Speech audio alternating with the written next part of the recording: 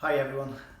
I was in Israel last year, and one of the things we were able to do was spend some time overlooking the Lake of Galilee. And it brings me to a story. One of the things about Galilee you find on the actual lake itself, there's an incredible peacefulness. And it takes us back to the story that Jesus said to the disciples, we're going over to the other side of the lake. The lake is 13 miles by 7.5 miles. So they reckon it was a 10-mile journey by boat.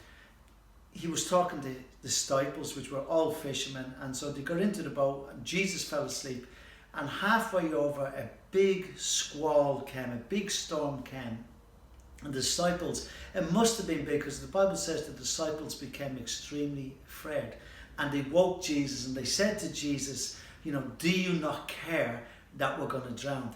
And I think it's interesting because when life doesn't work the way we think it should work, I think one of the first things we always say is, God, do you not care? Well, God has demonstrated his care for us, that he sent his son Jesus to die for us. The other thing what happens in the storm of life is that we can get caught up in the storm and we're not looking and being rational, because the interesting thing about the whole story is Jesus said, let's go to the other side. He was asleep. You would have thought that into the discussions that people would say, well, if Jesus is asleep, it must be okay.